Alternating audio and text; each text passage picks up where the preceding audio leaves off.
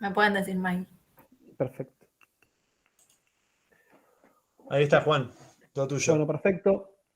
Bienvenidos, bienvenidas en este segundo encuentro de ciclo de charlas desde la Asamblea de Graduados y Graduadas de Geografía. Contentos de poder encontrarnos, ¿sí?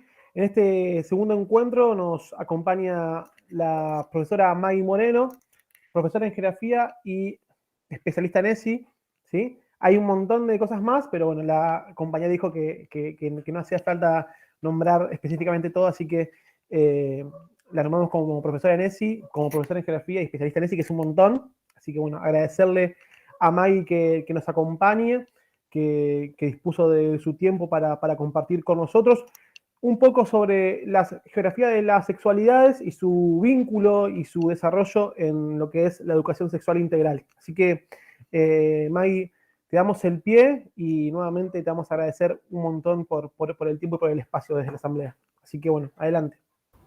Bueno, buenas tardes a todas, todos, todes. Gracias a ustedes por invitarme, por armar este espacio de conversación específico sobre geografías de género y de las sexualidades, y a quienes se van conectando también por el interés. Voy a presentar, a ver si lo logro. Ustedes díganme cuando se esté viendo. ¿Ahí se ve? Sí, se ve. Perfecto. Bueno, la idea de este encuentro es poder contarles sobre un poco un recorrido histórico, cómo se fueron conformando estas geografías de género y de las sexualidades a lo largo de la historia, y luego poder pensar qué aportes pueden hacer estas geografías específicas a la enseñanza de la geografía, y que para eso vamos a tener el marco de la Ley de Educación Sexual Integral, que nos va a dar justamente ese marco legal. Pero primero comencemos por conocer de qué se trata esto de hablar de geografía y género, de geografía de las sexualidades. Y lo primero que tenemos que decir para ubicarlas como en el tiempo, ¿quiénes fueron las primeras personas de geografía que comenzaron a hablar sobre algo que no fuera unas geografías masculinas, por decirlo de algún modo?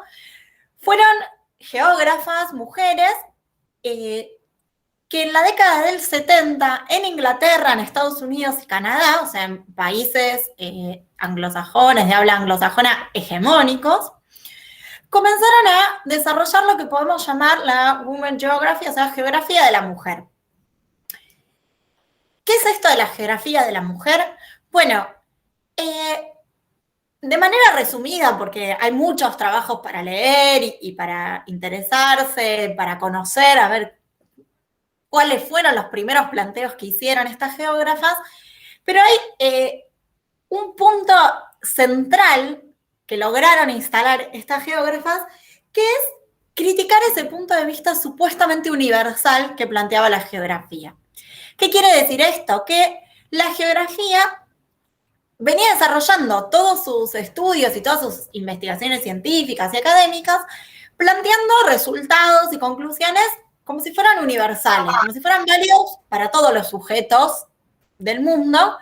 Y estos geógrafos, a mediados y fines de la década de los 70, van a decir, bueno, un momento, lo que ustedes, señores geógrafos, porque eran todos varones en su gran mayoría, lo que ustedes están planteando como verdades universales de la geografía, en verdad, solo representan un único punto de vista. Y ese punto de vista que representa ese punto de vista masculino.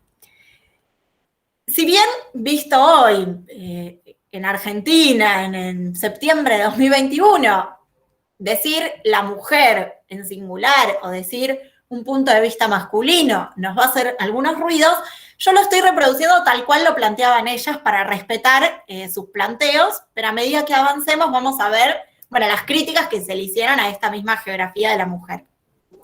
Pero me parece importante recuperar esto, que el primer paso que se dio dentro como de esta gran esfera de geografía de género y de las sexualidades fue el que dieron las mujeres geógrafas al, de algún modo, tocarle el hombro a sus compañeros, al llamarle la atención a sus propios colegas geógrafos y decirles, bueno, la realidad es que cuando nosotras leemos sus artículos, sus investigaciones, lo que leemos no es representativo de que lo que nos pasa a nosotras como mujeres en el espacio geográfico.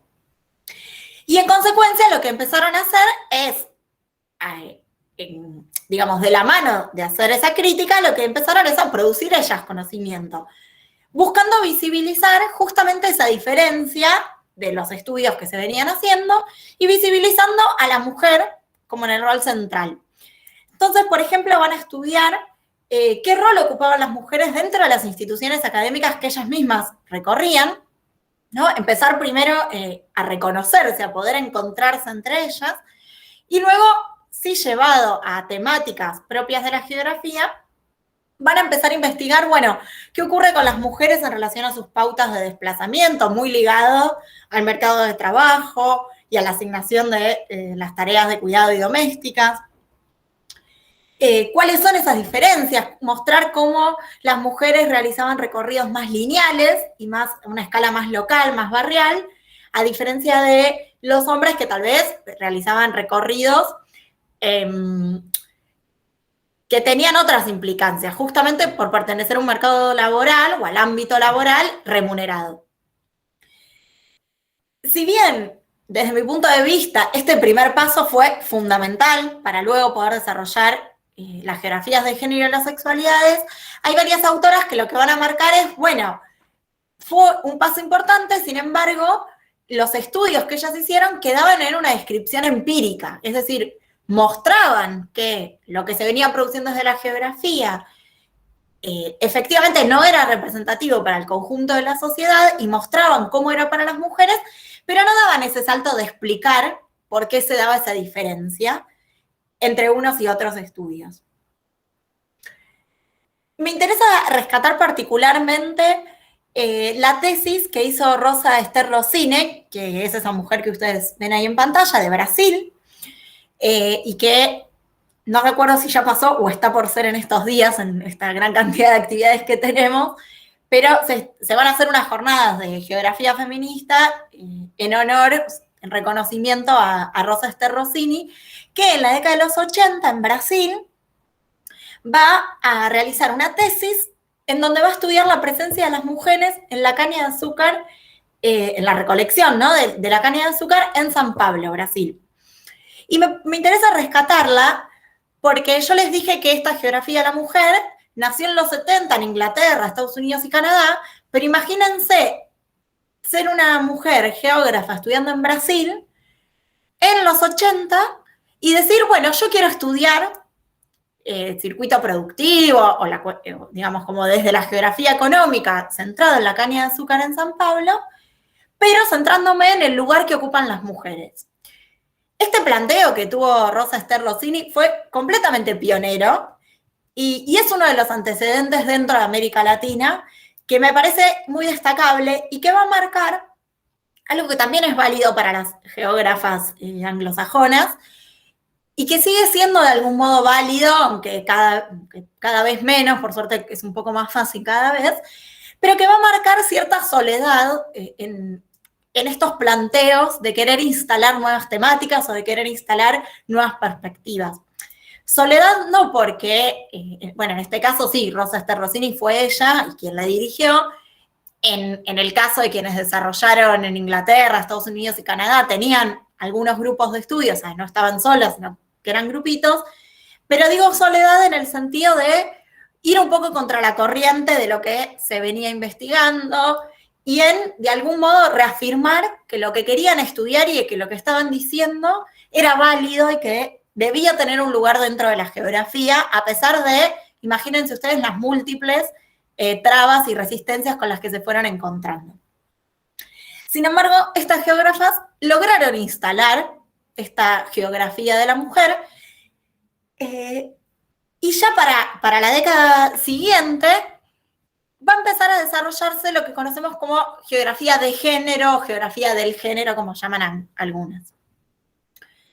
Estas geografías, si bien yo recién decía, en la década siguiente se empezaron a desarrollar, va a tener la época en la que se desarrollan, los comienzos en los que se empieza a desarrollar, va a variar según cada país.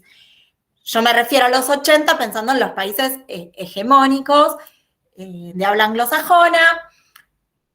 También vamos a encontrar a fines de los 80, pero sobre todo en los 90, en América Latina, México, Brasil, Argentina, vamos a tener un gran desarrollo de esta geografía hasta el día de hoy. Y es importante para mí marcar que en América Latina lo podemos encontrar a fines de los 80 y en los 90, porque estando en América Latina a septiembre de 2021, sigue siendo una temática que hay que instalar, sigue siendo un campo de estudio que hay que seguir defendiendo de algún modo hay que militarlo en el sentido de nos seguimos encontrando con trabas a ver si estos son temas o no de geografía, si es ciencia o no es ciencia. Hay muchas todavía resistencias, a pesar de que en América Latina desde eso, fines de los 80, encontramos desarrollos académicos, científicos, serios, rigurosos, desde esta perspectiva y sobre estas problemáticas. Si bien, por supuesto, hay otros campos de estudio que tienen una trayectoria más larga, bueno, estamos hablando ya de 40 años sostenido de producción, que no es menor. Y sin embargo, hay algunas resistencias que siguen apareciendo. Centrándonos en, bueno, ¿cuál es como el gran aporte de estas geografías de género?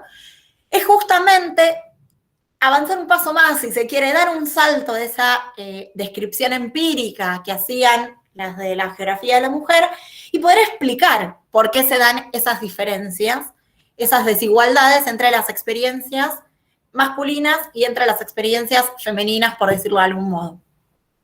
Y justamente van a retomar estas geógrafas el concepto de género, que es un concepto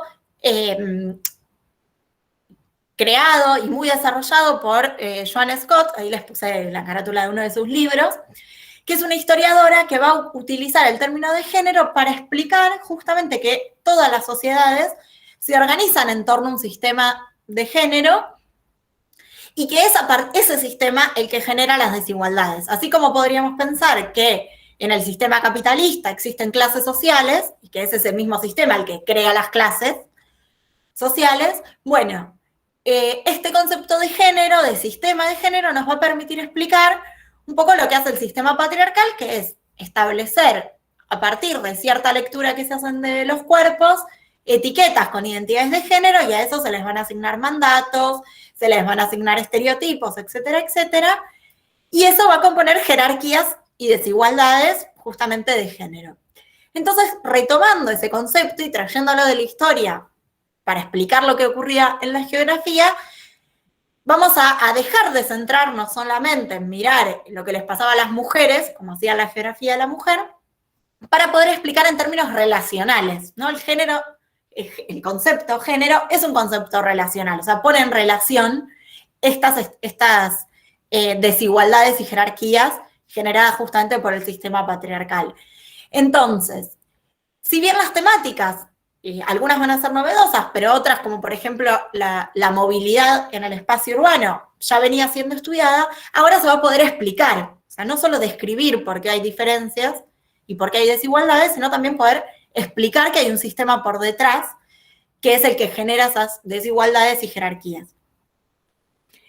Y además se van a incorporar nuevas temáticas de estudio. Por ejemplo, qué ocurre entre las relaciones de género y la conformación familiar y la distribución de tareas y de trabajos en los espacios rurales, y allí van a estar las catalanas, como María Dolors García Ramón, que es la primera imagen arriba a la izquierda que ustedes ven, que es una de las catalanas pioneras, o sea, en España, que va a introducir en España estos estudios, y que eso va a ser muy potente para América Latina porque nos va a permitir acceder en nuestro idioma, o al menos en castellano, a un montón de literatura que se estaba produciendo, literatura científica, ¿no? Que se estaba produciendo en inglés. Porque si uno no sabía leer inglés, incluso ustedes piensen, década del 80, de los 90, no es bueno, quiero tal libro, lo busco en algún buscador de internet y en alguna página lo descargo y ya puedo acceder, sino que además de esa barrera, digamos, para crear redes y acceder a cierta bibliografía, además había una barrera por el idioma.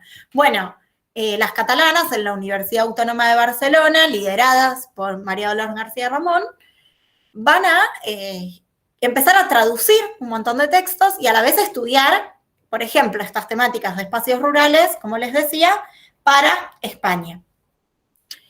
Pero luego también vamos a tener un desarrollo de estas geografías en América Latina, con nuestras particularidades, ¿no? Tan diferentes a las de España, y no sé, yo ahí seleccioné algunas temáticas, pero en verdad hay muchísimas de, bueno, poder estudiar esta movilidad y percepción de los espacios urbanos, qué les pasa a unos y a otros cuando se mueven por el espacio urbano, quiénes planifican el espacio urbano, y como toda una gran rama de urbanismo feminista, muy en diálogo con la arquitectura, que se viene produciendo desde la geografía de género.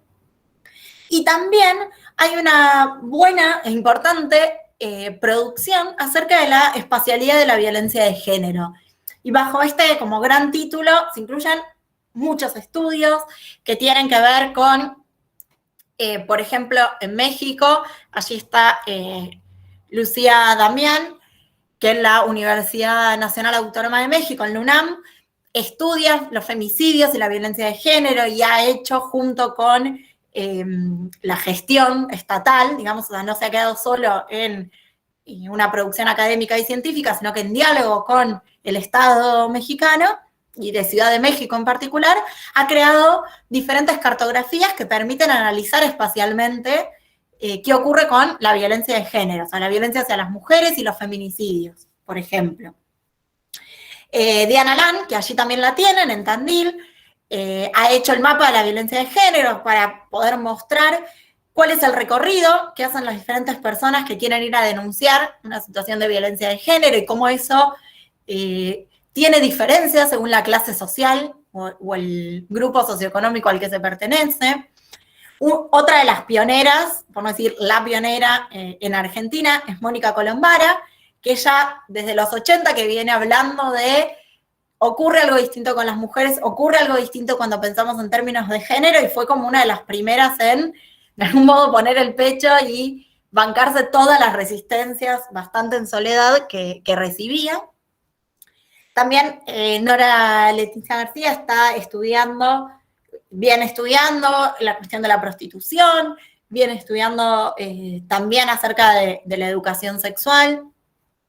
No sé, Jocelía Silva en Brasil, Paula Soto, yo también puse a Dorin Massey. Hay como muchísimas referentes que podemos tomar y que al menos yo quería que vieran las caras, que supieran los nombres, también que se conocieran grandes libros que se han hecho en inglés, la mayoría, pero como el de género, una revista que se viene editando hace 40, 50 años, que es la de Género, Lugar y Cultura, y que si bien algunos son pagos, se puede acceder a sus artículos, y allí publican, ¿no? Como nos ocurre, ¿no? Que cuando es una revista europea, justamente por la hegemonía de ese continente, bueno, recupera autores de diferentes partes del mundo.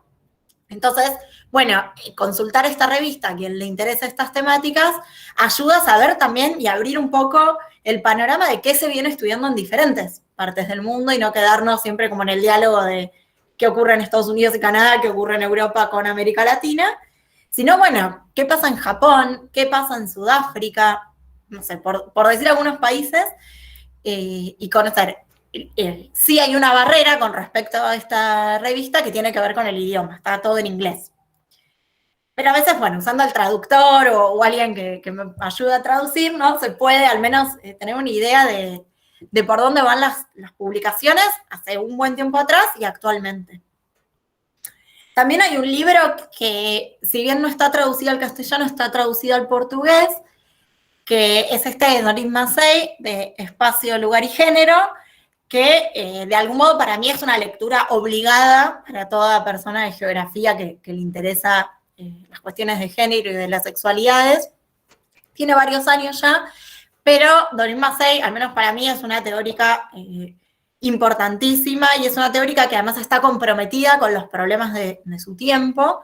Ella es británica y, por ejemplo, para que se den una idea, Margaret Thatcher cerró el centro de investigación al que ella pertenecía, como para que la posicionen también en términos político-ideológicos. Y a la vez, por ejemplo, ella se fue a estudiar, fue a Venezuela con el proceso del chavismo a comprender qué estaba ocurriendo y a ayudar allí, a dar su aporte allí. Entonces es una geógrafa que no escribe desde y para Londres, sino que siempre estuvo muy interesada en los procesos latinoamericanos y me parece que hay ahí una cuestión de diálogo entre el compromiso político y la producción científica que es bien interesante. Así que quienes puedan y al menos lean portugués, pueden acceder a ese libro. Todo lo que yo voy nombrando me pueden pedir bibliografía, que la tengo y se las voy pasando. Y también hay otro libro que es bastante interesante, o quienes estén empezando a conocer sobre estas geografías, puede ser una buena entrada, que es el de Linda McDowell, de Género, Identidad y Lugar. Si bien hay bastantes datos estadísticos que ya han quedado un poco desactualizados, bueno, para, como les decía, entrar a estas temáticas puede resultar interesante. Quisiera avanzar un poco sobre otra perspectiva dentro de este gran campo de las geografías de género y de las sexualidades, que ha permitido dar una vuelta de tuerca más, si me permiten la expresión, que son las geografías de las sexualidades. Y me parece importante poder distinguirlas de las geografías de género, si bien de algún modo todas están en diálogo, o sea, es una cuestión más, es una división más analítica para poder comprenderlas, pero de fondo hay un marco teórico, si se quiere, un sostén teórico distinto entre las geografías de género y la de las sexualidades. ¿Y por qué digo esto? Bueno, porque las geografías de las sexualidades se van a plantear desde los aportes de Judith Butler, desde la teoría queer, que dentro de sus muchos grandes aportes va a haber dos ideas que son centrales de esta teoría, y una tiene que ver con lo que se llama la performatividad del género, que básicamente es plantear que el género es una performance, es una puesta en escena que hacemos absolutamente todas las personas todo el tiempo. El decidir cómo nos mostramos al mundo, en ese sentido, una puesta en escena, una performance, y si cumplimos o no con ciertos estereotipos, con ciertos mandatos, eso de algún modo estamos actuando en nuestro género, ¿no? Por ejemplo, yo al decidir al tener el pelo largo, yo al decidir a ponerme aritos o maquillarme, me estoy poniendo en un estereotipo de mujer cis, heterosexual, etc. Y eso es algo que yo elijo hacer todos los días, permanentemente. Y eso es una performance, entonces, que yo estoy haciendo. Y además de esta idea, la teoría queer va a plantear que tanto el sexo como el género son construcciones sociales. Así como desde la teoría de género se plantea que hay algo dado, que es el sexo, de algún modo resumido la genitalidad, que es algo físico, y que se plantea que está dado y que sería algo del orden natural, del orden biológico, y que no es algo construido, y que sobre ese sexo material le asignan, a través de un sistema de género, etiquetas de identidad de género, de colores, de espacios que puede transitar, de tareas remuneradas o no que va a hacer, de juegos que se puede jugar. Por ejemplo, si una persona tiene pene, va a tener asignada la etiqueta varón, va a tener asignado el color azul, jugar al fútbol, trabajos remunerados, etcétera, etcétera, etcétera, todos los mandatos y estereotipos que queramos agregar allí. Pero desde la teoría queer lo que se va a plantear es que no hay algo dado, que el sexo no es natural, que no es inmodificable, sino que es el sistema de género que es previo a la lectura que hacemos de cada cuerpo, el que nos va a determinar justamente cómo hacemos esa lectura. De algún modo, el sistema de género, que en nuestra mentalidad o en las anteriores podemos pensar que está armado en términos binarios, está cambiando, es discutible, pero quedémonos al menos con esto de, bueno, nuestro sistema de género identifica varones y mujeres. Y de este modo binario, digamos, con este marco de inteligibilidad que tenemos ya creado, es desde allí que vamos a leer a los cuerpos y asignarles, a partir de la genitalidad y demás, la etiqueta varón o mujer. Pero no porque los cuerpos sean varón o mujer, sino porque nuestro sistema de género, previo a la asignación de esas etiquetas, que es, por supuesto, una construcción social este sistema, va a leer esos cuerpos de una determinada manera y asignarle las etiquetas que son posibles. Y una clara demostración de que hacemos eso es la intervención quirúrgica que se hace de los cuerpos que no encajan con los patrones socialmente establecidos de varón y mujer. No esto de intervenir los penes que no tienen el tamaño que la ciencia médica dice que tiene que tener, o los clítoris que son demasiado largos para lo que la ciencia médica dice que tiene que medir, por ejemplo. ¿Esto qué? En algunos países como el nuestro, como Argentina, ocurre cada vez menos y hay grupos de investigación al respecto dentro de los cuerpos médicos. Bueno, sin embargo, son prácticas que siguen existiendo en otras partes del mundo, incluso seguramente aquí también. Lo que nos muestra es que necesitamos modificar incluso físicamente esos cuerpos para poder adaptarlos a nuestro sistema de género. Lo que nos evidencia de algún modo que en verdad lo que deberíamos cambiar es nuestro sistema de género, ¿no? De algún modo eso se va realizando al, por ejemplo, reconocer cuerpos intersexuales, ¿no?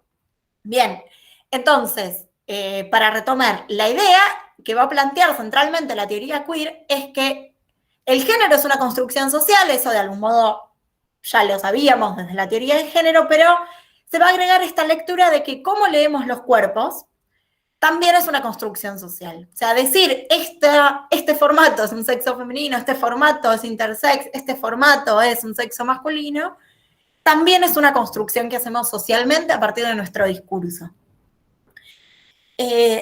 Y esto va a generar un cambio fundamental, o sea, es un paradigma completamente diferente y que va a posibilitarnos pensar que no hay nada del orden de lo natural, sino que el género y el sexo son construcciones sociales.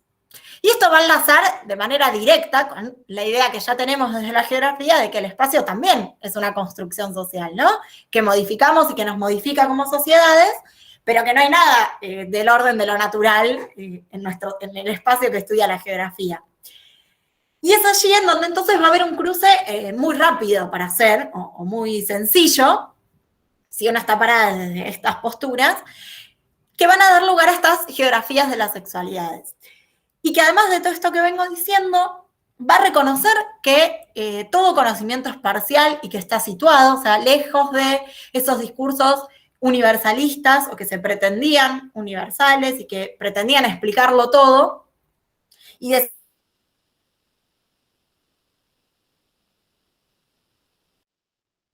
lo que yo puedo conocer es parcial, por más que esté apuntando a hacer generalizaciones, digamos, a producir conocimiento que sirva para explicar cuestiones generales, lo que conocemos es parcial y además está situado. Esto quiere decir, bueno, pensamos desde un lugar con las condiciones de posibilidad que tenemos en ese lugar y eso nos va a estar condicionando, ¿no? Qué mejor que la geografía para reconocer justamente la cuestión de la situacionalidad. Y hacer este tipo de reconocimientos también va a permitir recuperar voces que habían estado siendo marginalizadas. ¿Se acuerdan que yo les decía al principio, bueno, existe una geografía de la mujer y que yo lo decía así porque así se mencionaban ellas o que hablaban de lo masculino? Bueno, lo que se estaba haciendo ahí en verdad era poner en esa categoría mujer un montón de realidades muy diversas, porque las mujeres tenemos un montón de diferencias, así como el género masculino, y a la vez es poder reconocer que hay más identidades y más experiencias de género que no son solamente dos. ¿Sale? Nos va a permitir también esto reconocer la multiplicidad de las geografías, por eso lo ponemos en plural, geografías de las sexualidades, porque nos va a permitir reconocer también, junto con la teoría de la interseccionalidad, que hay múltiples opresiones, múltiples precariedades y también múltiples privilegios que nos atraviesan a los grupos sociales y que eso no podemos dejar de tenerlo en cuenta a la hora de explicar fenómenos sociales vinculados al espacio como queremos hacer desde la geografía. Esto es, reducir a las mujeres solo por su identidad de género a que todas sus realidades son iguales y a que todas sus experiencias espaciales y su poder de decisión sobre los espacios son iguales, bueno, la estamos pifiando, la verdad. Tenemos que reconocer que no es lo mismo una mujer burguesa que una mujer de la clase trabajadora, no es lo mismo vivir en un centro urbano que en un espacio rural sin, no sé, necesidades básicas satisfechas, o no es lo mismo vivir en el conurbano de una ciudad con un montón de precariedades que vivir en el centro de una ciudad rica del país, no sé, siendo propietario, si tengo que pagar alquiler, según mi color de piel. No es lo mismo ser migrante que no serlo, no es lo mismo hablar inglés que no hablarlo, etcétera, etcétera, etcétera. Esa multiplicidad de situaciones son las que también vamos a incorporar desde las geografías de las sexualidades y que, por ejemplo, allí ustedes tienen la imagen de María Rodó Zárate, la de la derecha, que su tesis doctoral, ella es de Brasil, pero se fue a hacer su doctorado a Barcelona y está allí haciendo su postdoctorado también.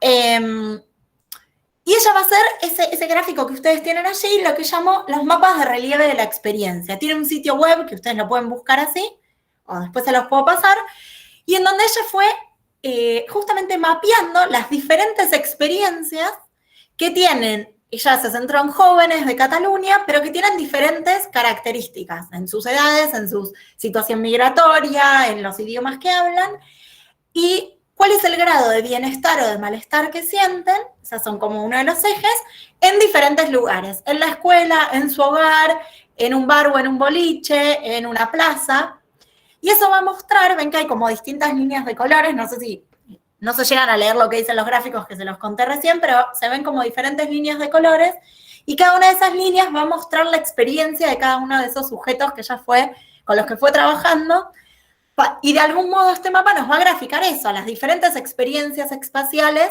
que se tienen en función de estas precariedades y privilegios. Es interesante el trabajo que ella hace, les recomiendo que lo busquen, que lo lean, porque hace un cruce interesante entre las geografías de las sexualidades y la teoría de la interseccionalidad. Estas geografías también nos van a permitir, digamos, al pensar en el género como una performance y al salir un poco de este binomio entre varones y mujeres, cisgénero, o sea, no trans y heterosexuales, bueno, estas geografías van a venir a hacer estudios también centrados en otros sujetos que no habían sido considerados hasta el momento. Y de este modo se van a desarrollar las geografías lesbianas, las geografías gays. También se va a pensar en los espacios transgénero, trans y travesti, ¿no? ¿Qué ocurre? Bueno, ya hay múltiples estudios, y así yo puse la imagen de Francisco Fernández de Argentina, que estudia en la UBA, que es una persona muy inteligente, y que tiene estudios para Argentina muy novedosos, justamente mostrando el cisexismo que existe, o sea, esta hegemonía de lo cis, o sea, de lo no trans, en los estudios espaciales de geografía, y cómo revisar esas ideas y pensar desde lo trans nos va a permitir tener una mirada completamente distinta desde el espacio. Y también van a empezar además de como las temáticas que se venían desarrollando desde una nueva perspectiva, van a también aparecer estudios sobre las prácticas espaciales vinculadas al deseo, al placer, al disfrute, que es una temática que en las geografías de la mujer y de género a veces no aparecen con tanta intensidad. Podría contarles como muchas más cosas, yo ahí puse varios libros también para que sepan de su existencia, que están en castellano, están en inglés, están en portugués. También puse la imagen, por ejemplo, de la quinta conferencia europea de geografía de las sexualidades, que se hizo antes de la pandemia, en 2019, en Praga, que le puse esa imagen como para que se dieran cuenta de que ella, o para contarles, que ya se va por la quinta y el año que viene va a ser la sexta conferencia europea de geografías de las sexualidades, lo que da cuenta de, bueno, ya viene habiendo, bajo este marco de las geografías de las sexualidades, varios eventos. También ocurre lo mismo en América Latina. Bueno, hay como una multiplicidad de estudios, de temáticas. Yo lo que quería era presentar como las líneas generales para que después quienes estén interesados puedan seguir investigando, me pueden pedir todo el material que quieran, pero sí me interesaba hacer bastante hincapié en estas geografías de las sexualidades porque me parece que cambian por completo el modo de pensar las sexualidades y cambian por completo el modo de pensar las geografías, y a la vez, así como las geografías de la mujer le cuestionaban a los geógrafos que estaban hablando en nombre de toda la sociedad y que las mujeres no estaban representadas, y las geografías de género van a mostrar esas jerarquías y desigualdades, también desde las geografías de las sexualidades se va a empezar a llamar la atención sobre quiénes investigan y sobre qué sujetos y quiénes tienen la capacidad de hablar, o en verdad de ser escuchados, y de la multiplicidad de colectivos sociales con los que podemos dialogar, que podemos estudiar y que también tienen para producir teoría y conocimiento. Y creo que un poco eso es lo que traté de mostrarles en esta complejidad de actores sociales que desde estas geografías venimos estudiando.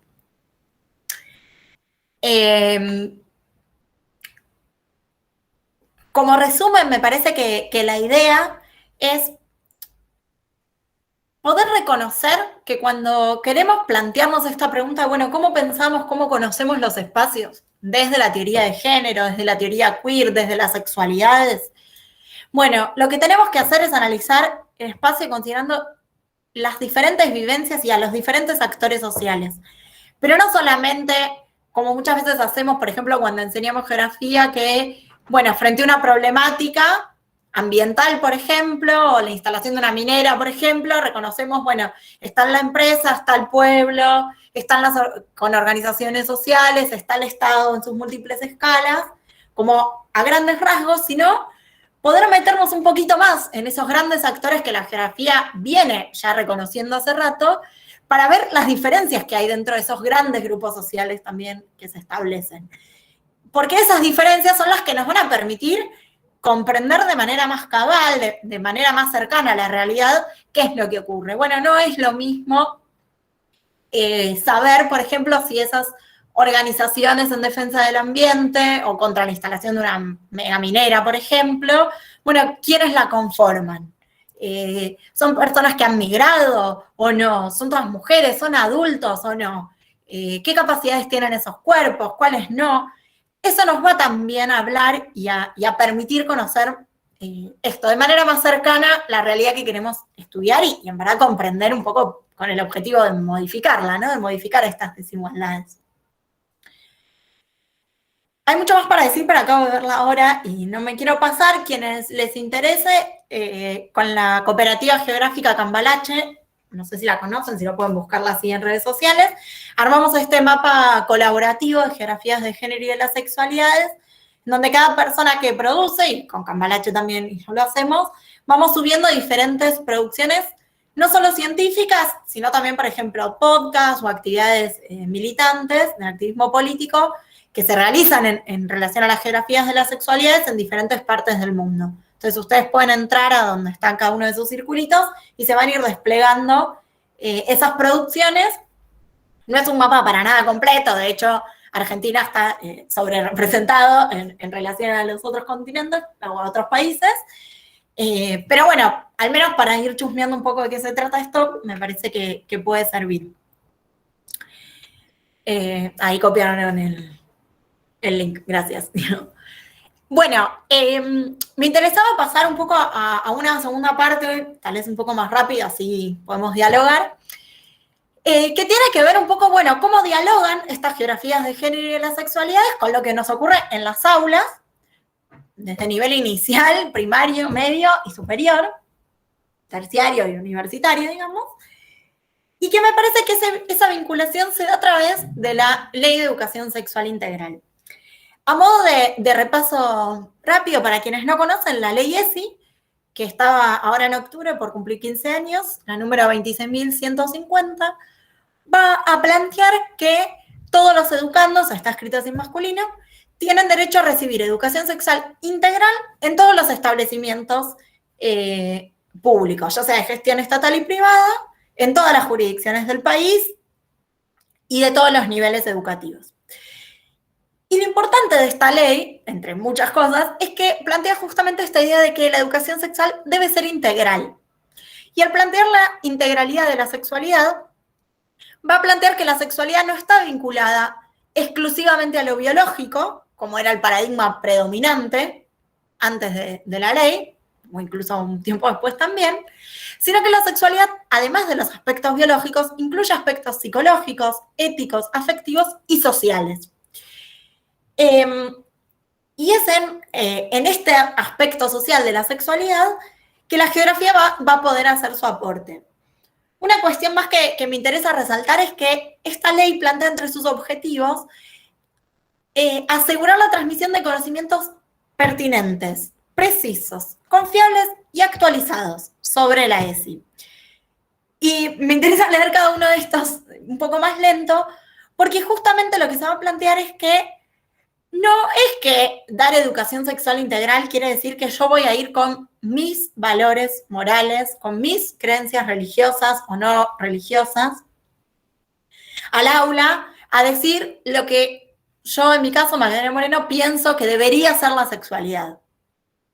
Sino que los conocimientos que tengo que poner a disposición en el aula y lo que tengo que enseñar tiene que tener un respaldo, tiene que tener una validez, que ese respaldo no pueden ser mis propias creencias religiosas o morales.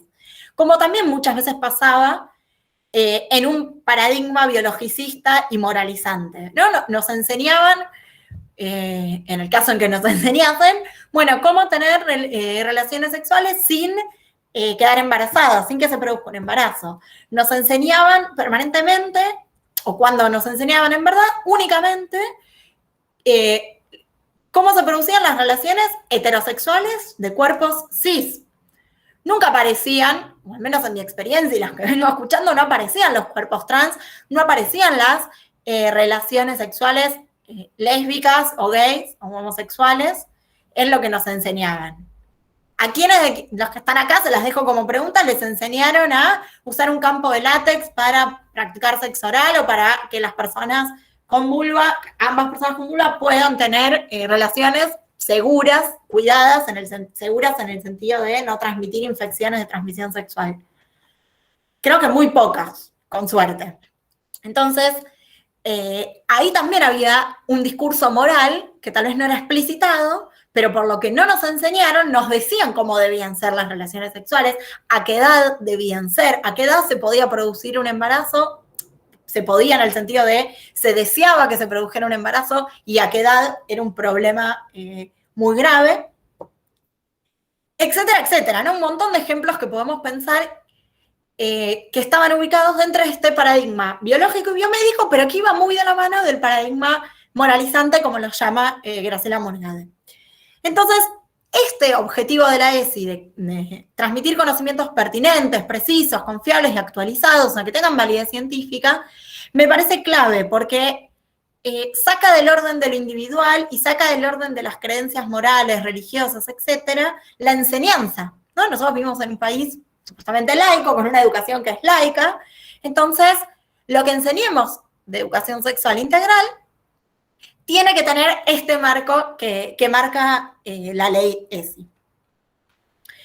Y justamente para vincularlo a la geografía, es desde la geografía de género y de las sexualidades que yo les venía contando antes, que nos van a dar como ese respaldo científico sobre el cual podemos tomar los conocimientos para después, por supuesto, mediados, ¿no?, por un montón de técnicas, de transposiciones, etcétera, pero que después vamos a poner en el aula de acuerdo a los grupos que tenemos, el nivel en el que estemos educando, pero que es importante saber que, bueno, las temáticas que podemos trabajar en geografía van a estar referenciadas en una producción de conocimiento rigurosa y confiable y no meramente en creencias. Y para eso, bueno, necesitamos que la geografía escolar en la que estemos embarcados sea esta geografía escolar renovada, ¿no? Esa tradicional que nos enseñaban los aspectos y las condiciones físico-naturales del territorio de memoria y que repetíamos, en donde la sociedad, ¿no?, era una única y no tenía ningún tipo de diferencia, sino que nos tenemos que poner en este marco de la geografía escolar renovada, en donde va a haber diferentes actores sociales que van a entrar en conflicto, que esos conflictos no se van a resolver porque en la sociedad están latentes y permanentemente saltan estos conflictos, porque esos actores sociales tienen intereses contrapuestos y unos se imponen sobre otros, pero no se solucionan, ¿no? Esos conflictos. Entonces también enseñar desde ese lugar nos va a habilitar a preguntarnos por los sujetos que conforman a esos actores sociales.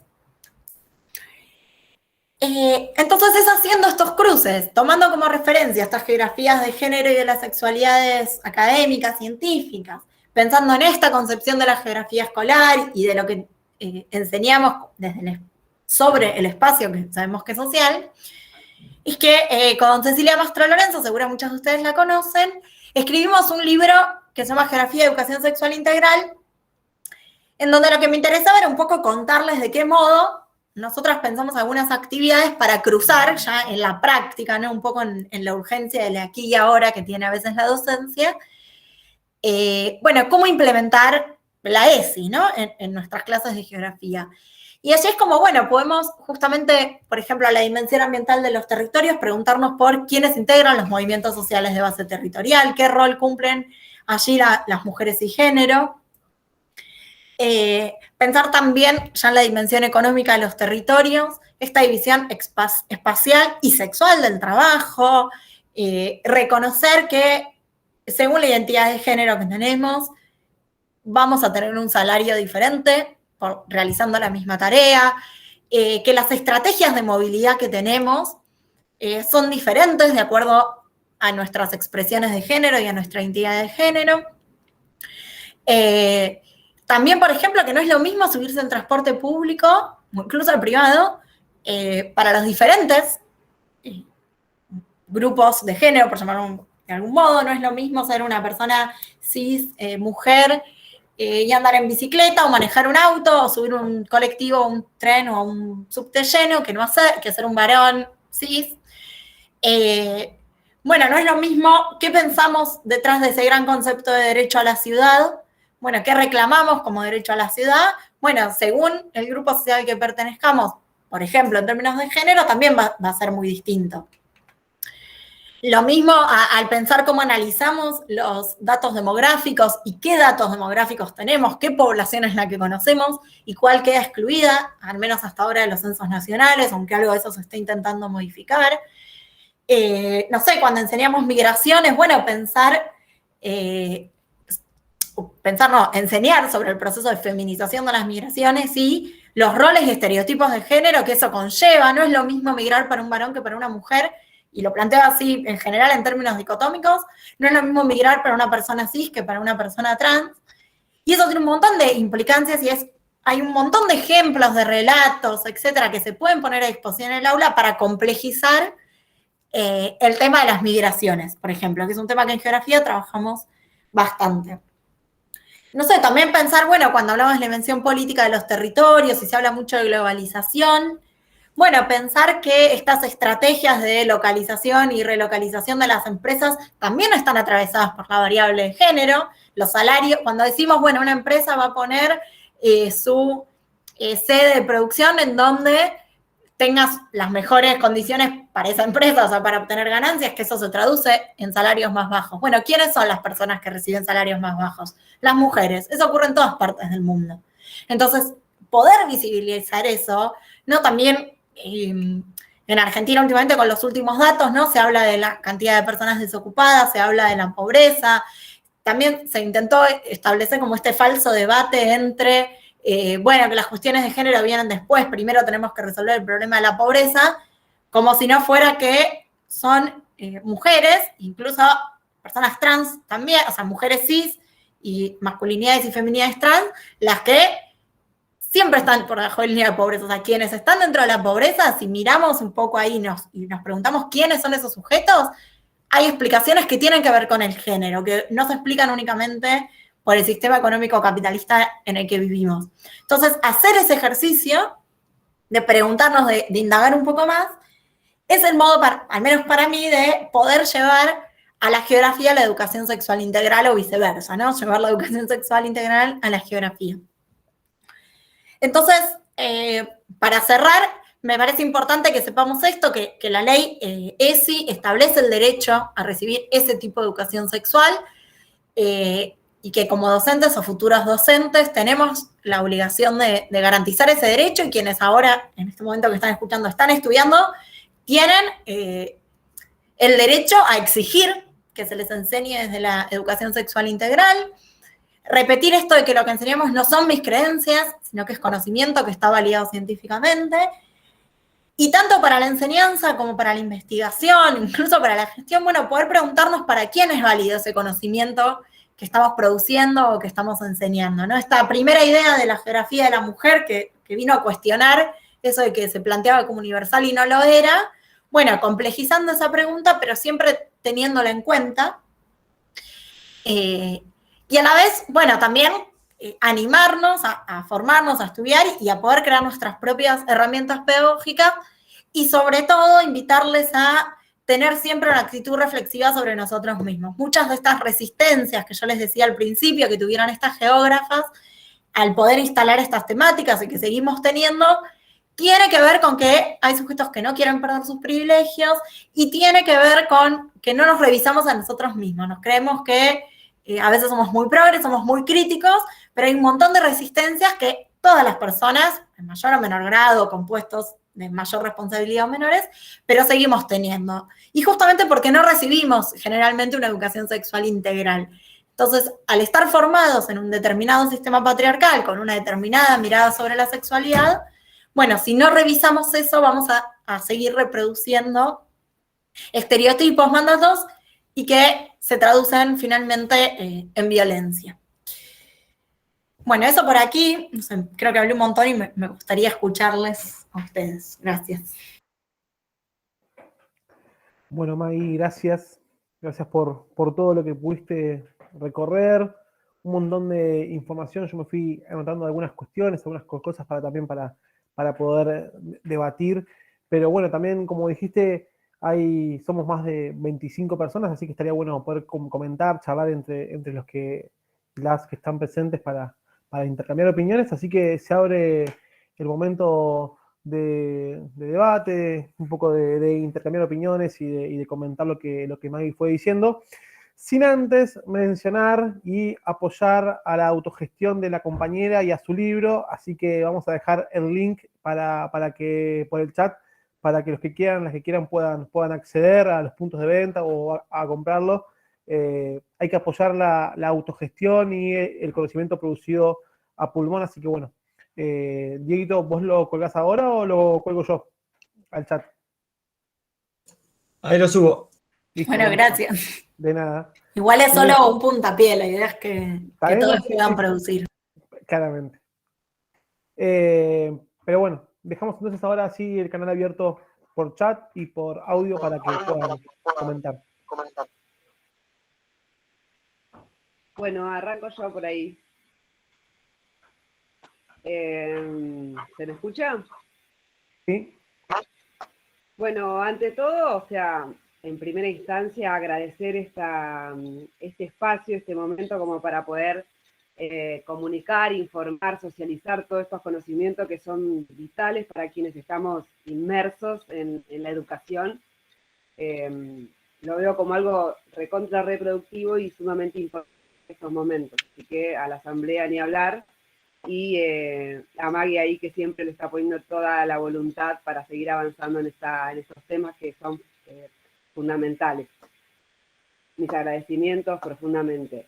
Después, bueno, como acabo de mencionar, el estar inserta en la escuela pública, con todos los matices que tienen y con todas las situaciones con las que nos encontramos, poder comunicarles a nuestros compañeros y compañeras docentes que es necesario empezar a formarse en estos temas, que hay que empezar a romper con determinados patrones en los cuales, por una cuestión de vergüenza, por una cuestión de religión, por una cuestión de formación política, no nos animamos a hablar sobre la ESI y solamente lo circunscribimos a la semana de la ESI, como que todo se resuelve, por decirlo de alguna forma, en una semana, que me parece que eso hay que empezar a erradicarlo porque, o sea, hablar de la ESI no es hablar en términos simplemente teóricos, sino poder entender las vivencias que nos encontramos en las aulas. A mí este año, lo poco que pude estar en las aulas, por la cuestión de la pandemia y otras cuestiones, encontré con muchas estudiantes de segundo año que te pedían hablar sobre la temática en segundo año, así a pleno, hablar sobre la temática de la ESI.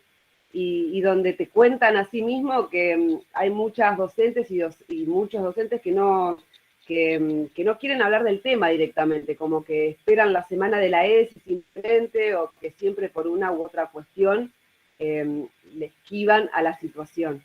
Entonces, como que da la sensación de que hoy más que nunca, lo digo de forma particular porque quizás me ha pasado casos particulares en la escuela, ¿no? Hay que empezar a hablar desde el día cero en la escuela sobre la ESI. Hay que contar todo lo que vos dijiste, hay que profundizar, hay que ser muy sensible, hay que comprender, hay que generar el espacio. O sea, como que a mí me da la sensación que hace falta mucho eso, generar el espacio. Por una u otra cuestión, por uno u otro tema, por una u otra experiencia, generar el espacio para que se puedan animar nuestros estudiantes a hablar sobre la ESI como algo totalmente normal, por decirlo de alguna forma, ¿no? Más allá de la palabra normal no es la mejor, pero bueno, como que sea algo cotidiano, ¿no? O sea, como que nos animemos y empezar a percibir como docentes situaciones X que por ahí nos van a dar muchísimo pie para poder profundizar aún más. Me parece que la sensibilización de estos temas, hablarlo comúnmente y difundir en el marco de la escuela hoy haría mucha falta. Bien, quería aportar simplemente eso como para arrancar esto de empezar a sentirnos como trabajadores y trabajadoras de educación con esta herramienta que es la ley, agarrarnos de ahí para poder socavar, ¿no? Para poder generar empatía, generar sensibilidad y mucho afecto, porque en definitiva trabajamos con personas. Bien, buenísimo. Gracias, Ceci. Ceci, ¿alguien más? ¿Puedo tirar una polémica? Sí. No, sí, más allá de que me gustó mucho la presentación, así se arma un poco de debate, que me parece que es lo más rico siempre. Me parece que Magdalena planteaba esta cuestión de la transversalidad en la educación como un valor de la ley, ¿no? Y que sin duda obliga a todos los que formamos parte del sistema educativo a reconstruirnos de alguna manera. No todos, creo que no todos parejo, porque venimos de una herencia, como bien decías vos, de habernos formado con otra cabeza, y para los que somos un poco más viejos, eso implica cuestionarte a vos mismo, a tus prácticas educativas, y de alguna manera ir ayornándote a los tiempos en los que vivís y en los que tenés que ejercer la docencia. ¿Bien? Quizás a las generaciones más jóvenes les resulte mucho más fácil. Y ahí hay un punto que me gustaría escuchar qué opinas vos, que vos lo veías esta cuestión de la transversalidad como una potencialidad, pero a la vez yo siempre hago la referencia como que el sistema educativo está compuesto por mucha gente, y es como, siempre la referencia que tengo es como que es un gran elefante el sistema educativo al que le cuesta moverse, al que los cambios le entran muy de a poco y tiene una inercia de lo que, digamos, de lo que fue muy grande. Entonces, aún cambios importantes terminan siendo incorporados muy lentamente, quizás más lento de lo que los tiempos deberían serlo, ¿bien?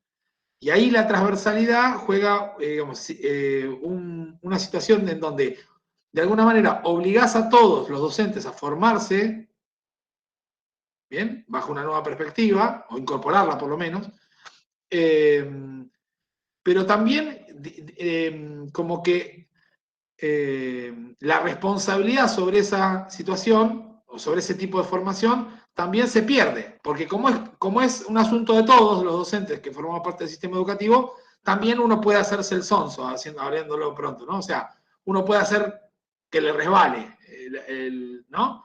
Entonces ahí veo una situación que antes, en el esquema anterior, digo, no es que añore el sistema anterior, en donde teníamos una materia que era educación para la salud, ¿no? ¿Te acuerdan? No sé si ustedes en el viejo secundario tenían esta cuestión de una profesora que te enseñaba sobre, bueno, de acuerdo a su perspectiva y a los tiempos, determinadas cuestiones vinculadas al cuidado de la salud, y ahí si tenías una profesora copada, capaz que hablaba algo de sexualidad, ¿no? Con suerte. Salir de ese esquema en donde había una materia que trataba del tema y disgregarlo entre todo el cuerpo docente, también quita responsabilidades. Entonces ahí veo, no sé qué pensás vos, por una suerte de potencialidad por un lado, pero a la vez que la responsabilidad se diluya. No sé si fui claro.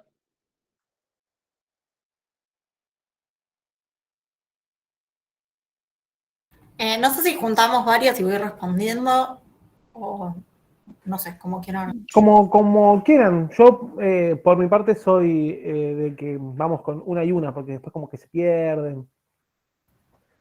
Ok. Es mi forma, ¿eh? Bueno, Mariana, igual yo no entendí la polémica. O sea, la parte polémica no sé bien cuál fue. Me parece que está buenísimo lo que planteas y que de hecho la misma ley sí le da respuesta a eso.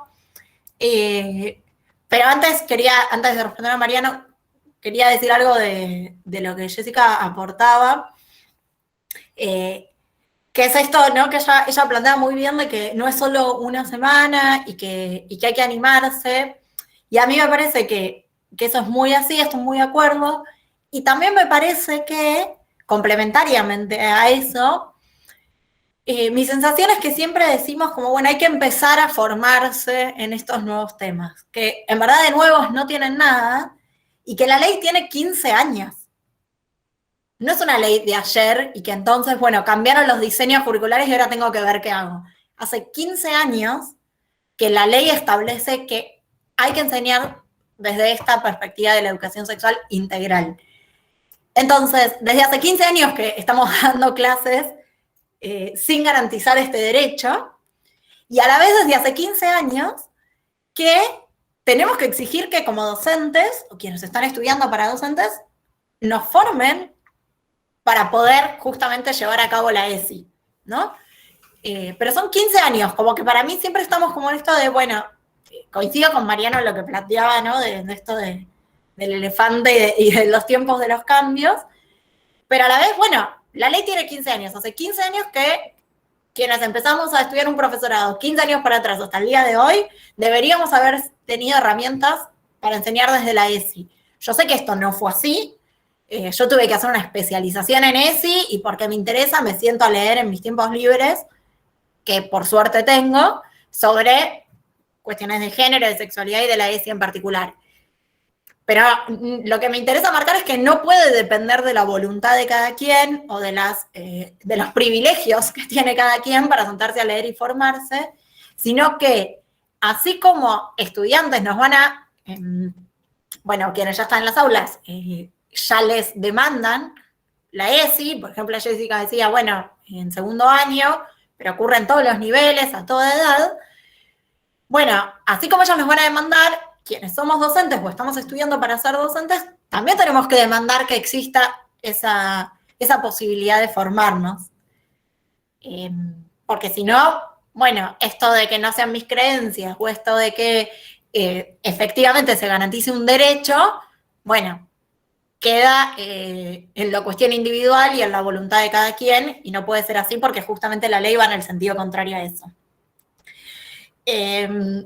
En relación a lo que planteabas, Mariano, con la transversalidad, la ley ESI lo que plantea es que tiene que haber una propuesta institucional transversal, o sea, no solo a todas las materias que enseñamos, sino también a todo el espacio institucional. O sea, no son solo los docentes los que se tienen que formar en ESI, docentes, digamos, adentro del aula, sino preceptores, la persona que te abre la puerta, directivos, todo el cuerpo que hace una institución educativa.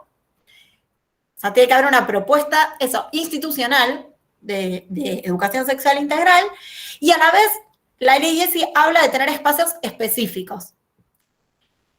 Entonces es ahí en donde, bueno, puede perderse o no. Lo que ocurre me parece que no tiene que ver tanto con si se dan una materia o en un espacio curricular específico, o si se dan todas y de manera transversal. Me parece que el debate no va por ahí, sino justamente por la poca posibilidad de formación que existe, incluso para quienes se están formando hoy para ser docentes, o desde hace 15 años, y que entonces tiene más que ver con eso, con las herramientas con las que contamos o no. La realidad, al menos a mí lo que me pasa y lo que escucho en las instituciones educativas, es que quien más o menos está interesado en garantizar ese derecho, rápidamente se convierte en referente ESI, que la ley establece que tiene que haber equipos de referente ESI, pero bueno, vos que te interesan estos temas o vos que sabés, y tal vez no sé nada, tal vez solo me interesa el tema y me puse a investigar un poquito, pero no tengo la formación suficiente, y rápidamente uno pasa a ser parte de referente ESI en la escuela, y ahí entonces esto, cuando aparece la semana de la ESI, o la jornada de no sé qué, o la efeméride de no sé qué, bueno, ocúpate vos. Entonces a mí lo que me parece importante es que podamos exigir esa formación que evidentemente hace falta, porque la ley plantea que tiene que ser transversal, además de tener espacios específicos. De hecho, la ley plantea, bueno, no la ley, pero posteriores, digamos, acuerdos que se hicieron,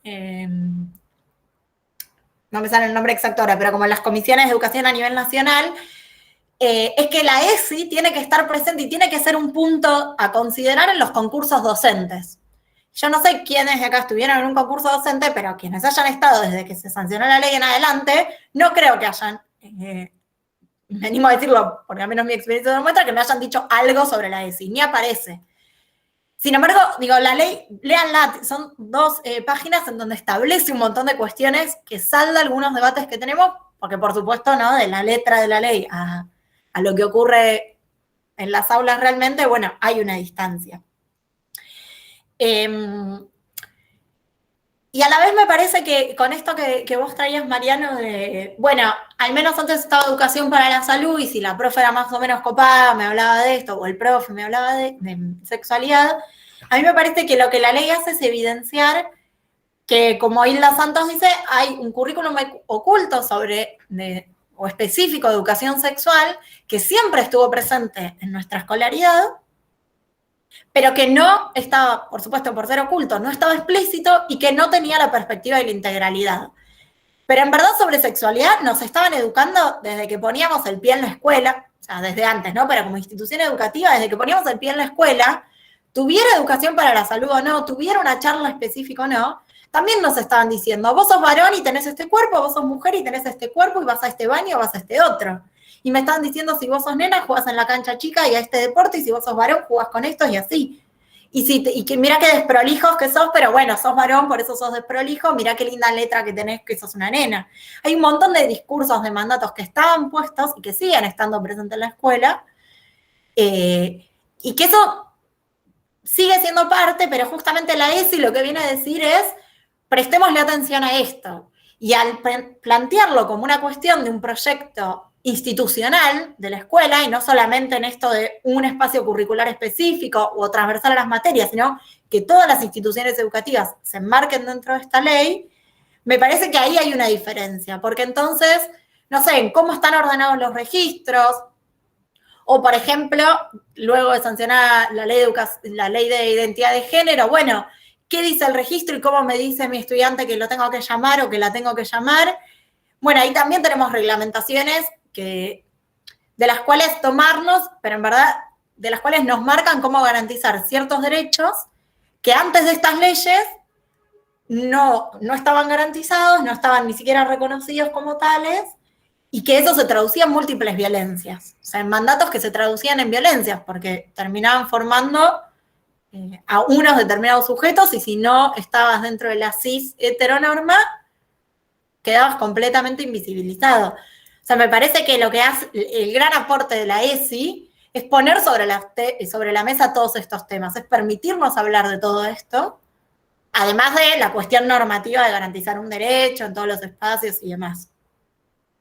Entonces, en ese sentido, para mí, más allá de que haya una distancia con lo que ocurre efectivamente en las aulas, nos da una herramienta escrita, legal, o sea, un marco regulatorio que es fundamental, como docentes y como familias, ¿no? También, bueno, si a mi hijo o a mi hermana le pasa algo en la escuela que no se enmarca dentro de la ESI, yo tengo de dónde agarrarme para mostrar que eso es una violencia y que no es solo una postura política mía, digamos, que estoy en contra del patriarcado, por decirlo de alguna manera.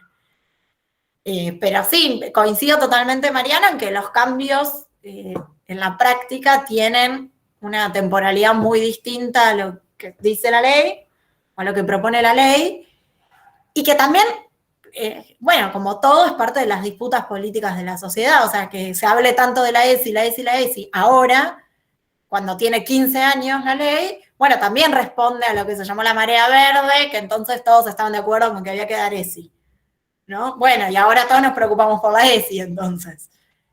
Pero la realidad es que hace 15 años que viene este elefante intentando levantar el pie para dar ese primer paso.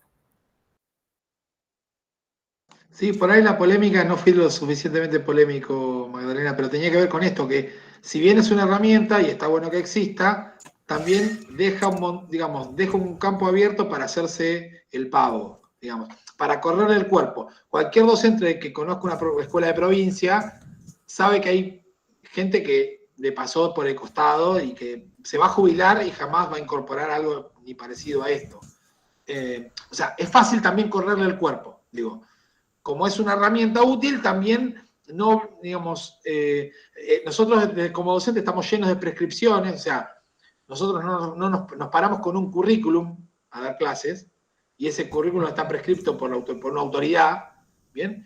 Y esto, que es una ley, nos podemos hacer los pavos. O sea, lo incorporás si querés, te formás si querés, los llevás al aula si querés. Nadie sanciona, ni nadie, digamos, no hablemos de sanciones, pero nadie obliga a que vos incorpores efectivamente esto. Podés seguir de largo con tu carrera docente sin, digamos, haciendo como que la ley no existiera. Y no te va a afectar de ninguna manera. Eso es lo que yo veo como chocante de alguna manera. Sí. No sé si está al alcance de la ley solucionarlo, digo. Es que lo que pero pasa, hay algo ahí que no termina de cerrar para mí. Es que para mí esa ley, o sea, la ley dice todo eso que vos decís, para mí lo cubre. La cuestión es, también yo puedo seguir enseñando provincias, ríos y capitales de memoria y no tenerme en los diseños curriculares. También lo puedo hacer. O sea, la ESI tiene sus propios, yo no lo quise decir para no ser muy largo, pero tiene sus propios lineamientos curriculares.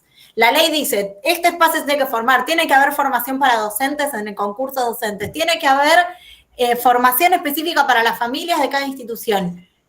La ley es una ley y como tal lo único que puede hacer es normar, o sea, reglamentar.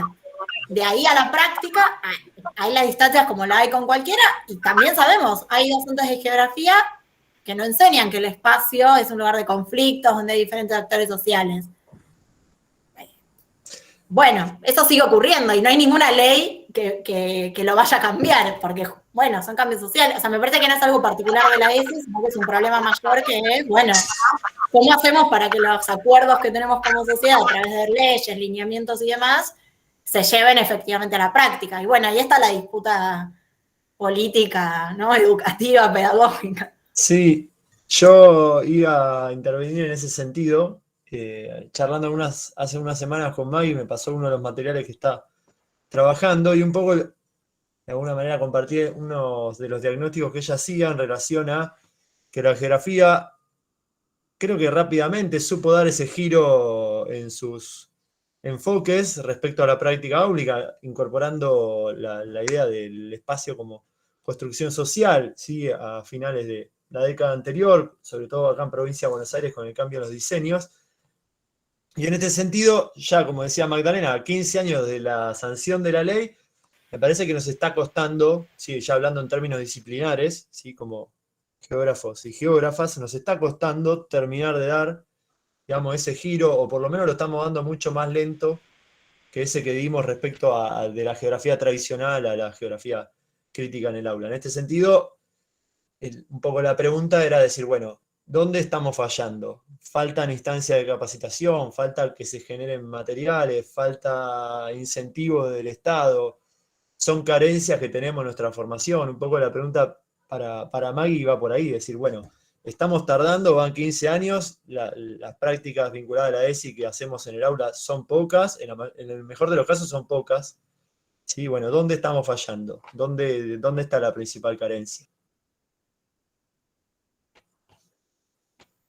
En todo eso. O sea, creo que hay diferentes fallas, si se quiere, o desafíos, me gustaba pensarlo así. O sea, por un lado hay una responsabilidad estatal muy clara, ¿no? No hay espacios permanentes de formación en ESI a escala nacional, gratuitos, públicos, demás. Son muy pocos, o sea, no quiero decir no hay, son muy pocos.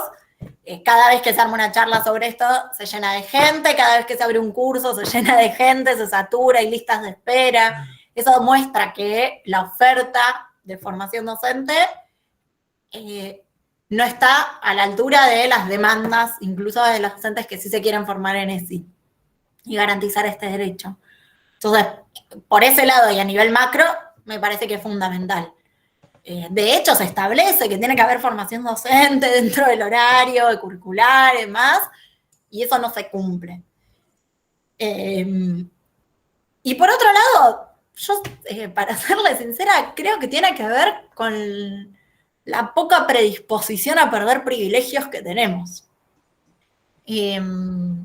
Perdón que lo plantee así como en términos casi hasta personales, pero una cosa es enseñar una diferencia de clases en un problema que no es el que vivo cotidianamente, en un país en el que no es el que vivo cotidianamente, entonces donde me puede interesar, por supuesto, y me tengo cierto involucramiento con eso, pero hay una distancia. Y otra cosa es cuando me tengo que poner a pensar si lo que hago minuto a minuto y lo que vivo minuto a minuto está violentando a otra persona o no, o si me están violentando o no, si puedo vivir mi vida libre de violencia y de acuerdo a mis deseos o no. Y la ESI en el fondo, o al menos la ESI que a mí me gusta, o sea, la que no es tan superficial de, bueno, te enseño un par de cosas y seguimos, te digo que está estructurada en géneros la sociedad y seguimos. La ESI que va a fondo, que cuestiona un poco, que mueve todo el tablero, y bueno, nos hace cuestionarnos a todas las personas todo lo que vivimos, desde que me levanto, si cuido a los pibes yo o los cuida mi compañero, si me quiero casar con alguien del mismo género, o sea, con una mujer, en mi caso con una mujer, si esa persona va, o sea, que lo puedo hacer en Argentina hace poco, en otros países del mundo ni siquiera lo puedo hacer y voy a ser perseguida. Si no me quiero casar con nadie, ¿quién va a heredar? Que no se lo puedo dar a otra familia. Lo difícil que es, por ejemplo, formar triejas y que eso sea reconocido legalmente, hasta porque yo, realizando la misma tarea que mi compañero en el trabajo, gano menos. Hasta porque yo, si sé que me quiero dedicar al sistema científico, tengo muy pocas chances, solo por ser mujer, de llegar a los lugares más altos dentro de la jerarquía. No sé, del sistema científico y en cualquier empresa. Bueno, eso, no sé, lo pongo individual en mí para que nadie se ponga mal, ni tocado, ni tocada y demás.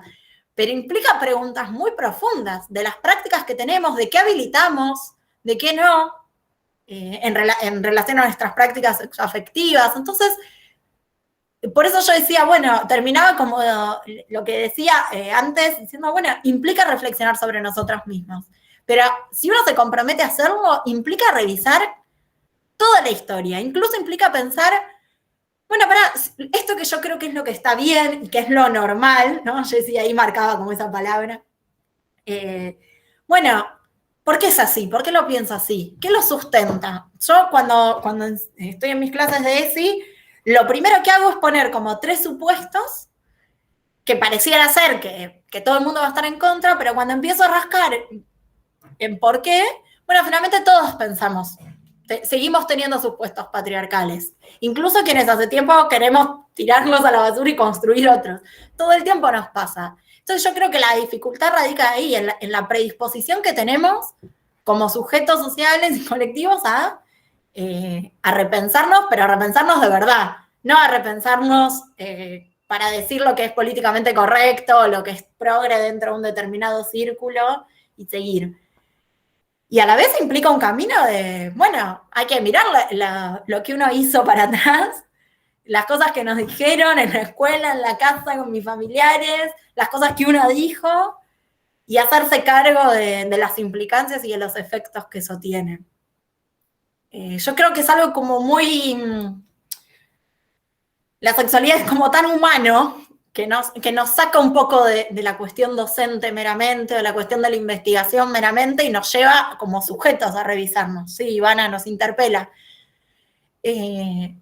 Entonces, bueno, digamos, una cosa es enseñar, bueno, sí, existe el concepto de techo de cristal y existe el concepto de suelo pegajoso, y eso hace que determinados sujetos lleguen hasta determinado lugar o que siempre se queden en los puestos jerárquicos más bajos en cualquier lugar del mundo laboral.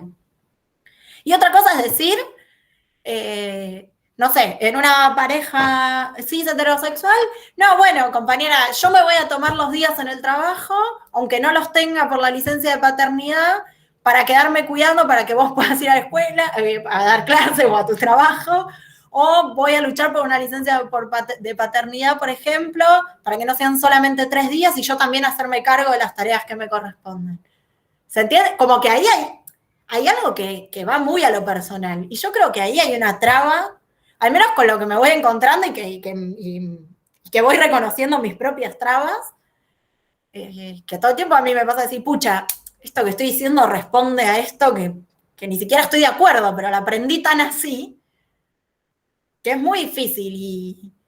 Y bueno, no sé, para mí va más por ese lado, o sea, por animarnos a cuestionar unos privilegios y por animarnos a reconocer situaciones y a romper con todos los mandatos con los que nos criaron nuestra familia, la sociedad y que aprendimos en la escuela, que con una política de Estado, que también falta, que para mí también hay un desafío ahí. Pero si yo te machaco diciendo tenés que enseñar esto, y bueno, vos podés ir y llevarlo de manera superficial al aula, y hasta ahí quedó. Y bueno, un cambio real contra el patriarcado no termina de ocurrir. O sea, para mí, si bien hay que reclamar espacios de formación, hay que reclamar una política de Estado pago, digo, no sumarnos tarea por fuera de las horas de clase, ¿no? Sí me parece que hay que tener la predisposición a nivel personal de animarnos a la ESI y de animarnos a revisar nuestra sexualidad. Eso. Bien, ¿alguien más? Yo tengo una consulta también y voy a retomar un poquito esto que venían charlando con Diego, bueno, vos también lo retomaste, Maggie. Y voy a citar a Omar Tobio en uno de sus textos, paper, dice, bueno, la geografía B titula, y habla de una geografía compacta y una geografía A, ¿no? Y que esta geografía A vendría a ser estas geografías emergentes, estas geografías que vienen a barrer el tablero, que vienen a disputar la hegemonía de estos postulados de una geografía más vetusta, más anticuada, de una geografía más tradicional. Entonces dice Omar, bueno, ¿cómo hicieron las docentes para dar el giro? Dicen, bueno, algunos se atrincheraron y que todavía seguimos en la trinchera, otros entraron en un vertiginoso tobogán de formación que les generó más dudas que certezas. Entonces Omar dice, bueno, ¿cómo poder convivir con una geografía emergente que el objeto de estudio se nos escurre entre las manos, entre los dedos? No lo podemos tener concreto. Entonces, mi pregunta es,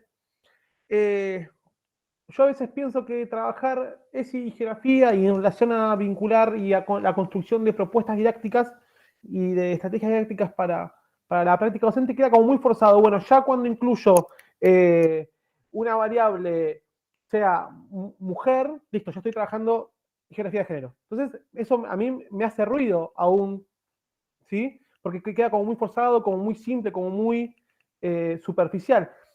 ¿Cuáles serían para vos las claves, ¿sí? para trabajar las sexualidades, ¿sí? en términos generales, ¿no? Y en el marco de lo que dice la ESI sobre eso, en el aula de geografía? ¿Cuáles serían tus caminos, tus aportes o cómo nos orientarías para decir, bueno, ¿es por acá o por el contrario? Bueno, no es por acá. Bueno, es medio difícil esa pregunta, pero re lindo lo que dice, y le retomás de Omar Tobío. Tal como decís, bueno, es que yo creo que tiene que ver un poco con esta disposición personal que decía recién y con formación. O sea, esto que vos decís, Juan, de bueno, no es solamente agregar mujeres. Bueno, esta idea de agrego mujeres y revuelvo y ya está, entonces ya tengo feminismo, ya tengo teoría de género, ya tengo ESI. Los movimientos feministas lo vienen diciendo hace un montón de tiempo. O sea, como que para mí también hay algo de, bueno, siempre volvemos a los mismos debates, siempre, y eso muestra que nos falta formación en el sentido de, bueno, si siempre estamos con más, o este debate de, bueno, es más importante la clase social que el género, bueno, eso es un debate que ya hace mucho lo tuvimos. Entonces, para mí ahí falta conocer, o sea, falta formación en decir, bueno, ¿cuáles fueron los debates que se tuvieron para no seguir repitiéndolos o para ver qué de eso nos puede ser fructífero hoy?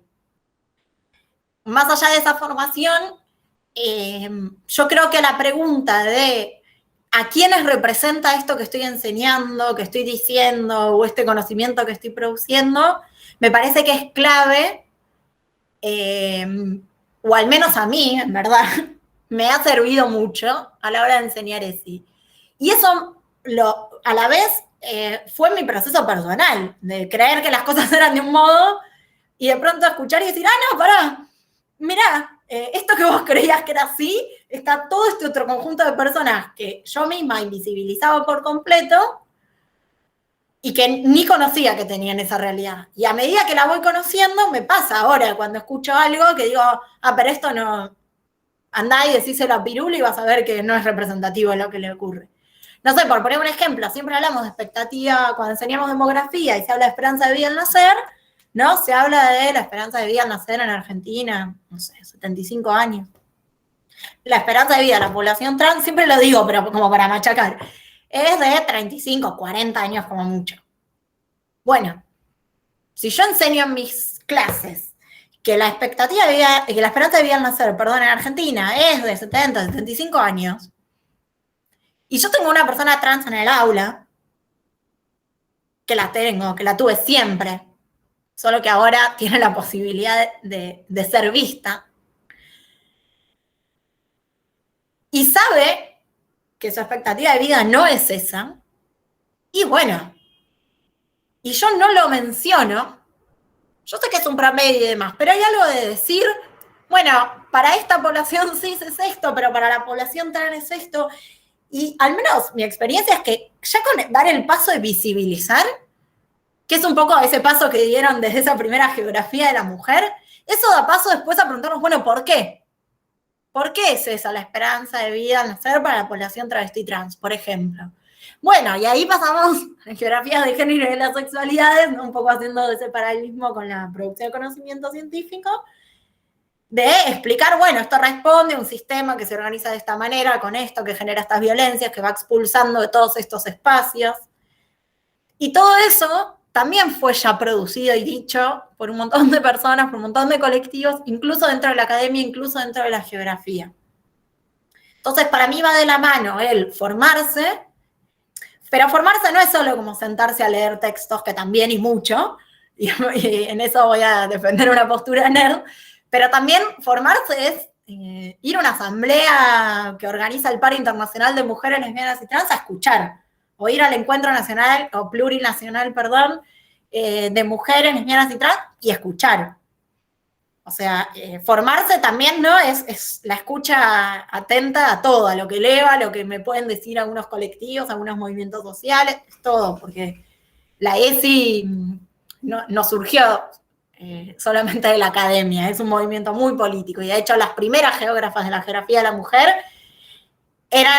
estaban al calor del movimiento de sufragista y del movimiento feminista socialista, y de ahí notaban la diferencia entre lo que leían de geografía de sus colegas y lo que les pasaba en la calle. Entonces también hay que ir a la calle a formarse, no solo en los libritos, que igual los queremos mucho.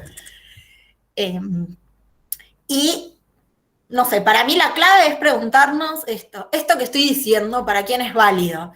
Que un poco con la cuestión de clase lo tenemos más fácil, ¿no? Cuando decimos, bueno, en tal lugar las condiciones, no sé, como cuando la empresa se localiza en tal lugar es porque las condiciones para hacerlo son mejores. Bueno, muchos eso lo traducimos, sí, los salarios son bajos, hay flexibilización laboral, entonces al capitalista le conviene ubicarse en ese lugar. Eso que me parece que en geografía o en las ciencias sociales ya lo tenemos recontra incorporado. Bueno, esto es un poco lo mismo.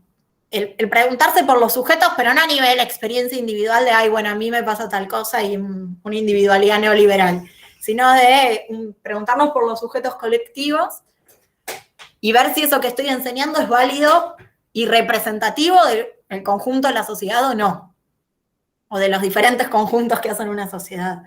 Para mí ahí es tirar de un hilito y vamos. Lo que pasa es que, bueno, si no tengo la formación después para explicar por qué pasa eso, me quedo solo ahí, diciendo que hay diferencias. Claro. No sé si contesté. Sí, sí. Yo como sumo más preguntas, no para contestarlas, sino para seguir interrogándonos, es qué tiene la geografía para aportar en la construcción de vínculos, porque no solamente la ESI se queda en la cuestión del contenido específico, qué tiene la geografía para aportar en la construcción también de los cuerpos, qué tiene la geografía también para aportar en práctica docente que movilice más allá del contenido. Así que bueno, está bueno. Y retomo algo que no lo dijiste, pero que está bueno esto de animarse a inventar, a proponer, que también está buenísimo. ¿Alguien más quiere consultar? Hacemos las últimas 2 preguntas. Así ya vamos cerrando. Estamos hace ya 1 hora y media.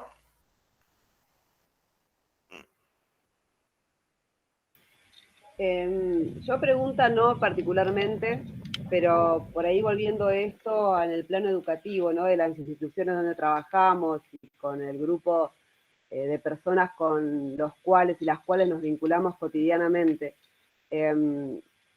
A veces te sucede que hablas con compañeras docentes que también son madres y tienen como una carga importante, ¿no? En su vida cotidiana de tener que ir a sus casas a maternar, tener que, bueno, el rol, ¿no? Porque en definitiva, cuando hablamos de patriarcado, estamos hablando del rol que nos impone en esta sociedad, hombre-mujer, cumpliendo determinadas funciones sociales. Eso como lo sentimos, o por lo menos yo lo percibo mucho en compañeras que tienen esa doble carga, esa doble explotación, tanto en el hogar como en sus ámbitos laborales. Y cuando queremos como incorporar esta temática y este eje tan importante que es conflictivo, ¿no? Hablar sobre la ESI en el marco de la escuela con todos los tabúes que hay también, caemos en que no hay un presupuesto claro, en realidad no hay un presupuesto designado para que nos podamos formar como corresponde, no hay un presupuesto que se baje a la escuela para que se puedan llevar adelante talleres o lo que fuere en pos de seguir profundizando sobre esto que es importante.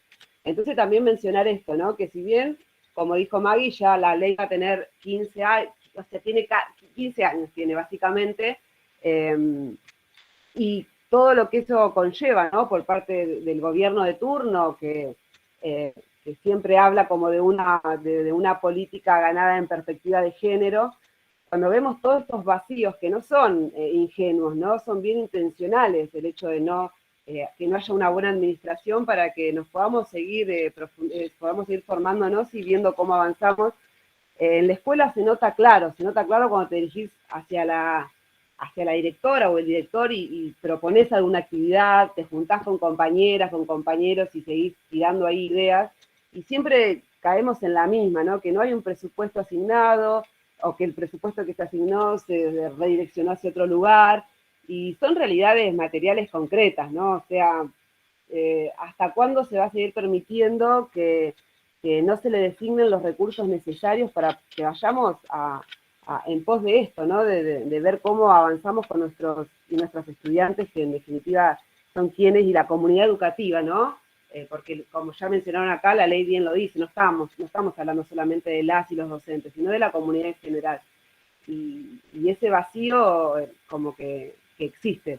Entonces, ¿cómo hacemos para romper con eso? ¿Cómo hacemos para que hayan jornadas realmente institucionales que puedan profundizar y cómo hacemos para exigir, en definitiva, que la ESI se implemente.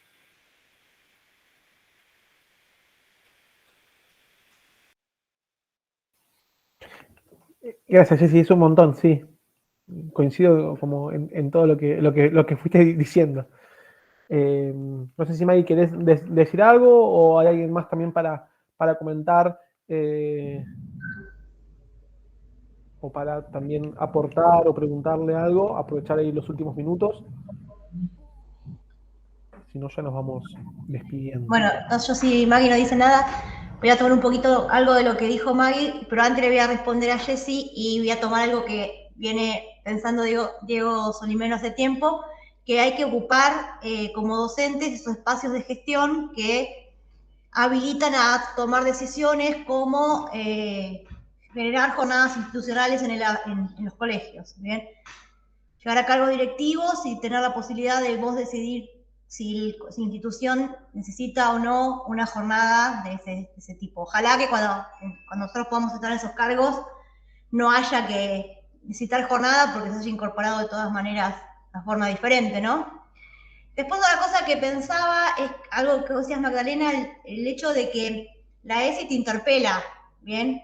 O sea, vos para poder pararte firme en el aula y generar un contenido sobre ESI, tenés que primero repensarte vos cómo es lo tuyo, digo. Si no es como que estás mintiéndoles o generándole una utopía al resto. Y a mí hay temas, en eso, como que hay temas que me generan dificultad en el hecho de que no hay respuesta o no hay soluciones que vos puedas brindar frente a un conflicto que vos estés planteando o a una disputa o un repensar que le estás dando al adolescente. Y pensaba un poco en el rol de las mujeres en las casas o estás hablando que, no sé, son familias monoparentales o familias que vienen con mucha historia de violencia y a veces hay temas que no tienen por ahí más soluciones o elementos para poder generar no solamente una bomba y cerrar la clase y irte a tu casa y volver a tu casa, ¿bien? Entonces hay temas que generan como esa rispideza después de decir, bueno, ¿y qué hago? Cuando yo me voy del aula y dejo pensando a los adolescentes, ¿tengo una solución? ¿Tengo una respuesta posterior si quieren generar un cambio sobre eso o no? Me parece que también pasa con otros temas de geografía, ¿no? Pero me parece como que este tema, al ser que toca más lo personal, a veces es más difícil resolverlo. No sé qué te parece. Es que yo creo que cuando enseñamos desde las ciencias sociales, no enseñamos respuestas concretas, digamos, resultados en términos de, bueno, y esto ahora se resuelve de este modo. Resultados en el sentido de resolver. Enseñamos conflictos. Y que como tal, o sea, y como en la sociedad de la que la escuela es parte, no están resueltos, o se vienen resolviendo, o teniendo, digamos, un resultado de una manera, por ejemplo, 40% de pobreza, femicidios ¿no? que ahora hace un tiempo podemos ir registrando, por poner unos ejemplos, y que eso no es que en el aula vamos a encontrar la respuesta y la solución a eso. En el aula lo que hacemos es visibilizar esos conflictos, reconocer los diferentes actores sociales lo más minuciosamente posible. Ahora, ¿cómo después la sociedad va a resolver eso? Y bueno, ahí ya pasa una cuestión de una acción política, de organización política, y ahí cada quien tendrá su opción, que me parece que un poco la respuesta a Jessica también era eso. Bueno, ¿cómo hacemos para? Y bueno, ahí cada quien se organizará políticamente como crea que va, de acuerdo a su propia ideología y creencias políticas, a resolver estos conflictos. No sé, podremos estar más o menos de acuerdo, o sea, podemos seguirlo debatiendo, pero para mí hay algo de no pensar que en el aula voy a resolver tal problema que existe en la sociedad. En el aula voy a enseñar que existe eso. Ahora bien, siempre cuando uno se pone a hablar desde la ESI en el aula, y sí, van a aparecer conflictos, pero más que son sociales, pero puntualizados en alguna estudiante, ¿no? Siempre pasa que, la profe ya veo que me habla de estos temas, entonces toca el timbre, todos se van y se acercan y me dice, profe, sabe que en mi casa pasa esto, mi novio no sé qué. Bueno, para eso también hay estrategias ya desarrolladas de cómo hacer, digo, siempre intentar dentro de lo que es posible en cada institución escolar, pero de trabajar en red, de trabajar con, depende del lugar en el que está, ¿no? Pero con organizaciones barriales, organizaciones no necesariamente político-partidarias, ¿no? Me refiero, bueno, a veces hay una salita de salud en donde hay una ginecóloga piola, si el problema va por ahí, por ejemplo, o alguna psicóloga. O sea, hay redes que se están formando y que en los últimos años en Argentina también se han podido formar más porque hemos sido más visibles, me parece. Entonces, hay como dos planos. Entonces, para mí, el problema urgente, el que me sale en el aula a partir de empezar a hablar de la ESI, o desde la ESI, y que eso sí tiene como pasos a seguir, incluso está bastante reglamentado qué hacer en caso de situaciones de violencia de género, etcétera. Y por otro lado, sí, saber que hay conflictos que están así en la sociedad, por eso los enseñamos así, que no tienen una respuesta o un resultado. Pero ya el hecho de poder mostrarlos, el hecho de poder nombrarlos, de poder decirlos, bueno, después cada estudiante hará su opción política de decidir que le va a ser indiferente, de decidir que lo va a reproducir o que se va a organizar para cambiar la sociedad.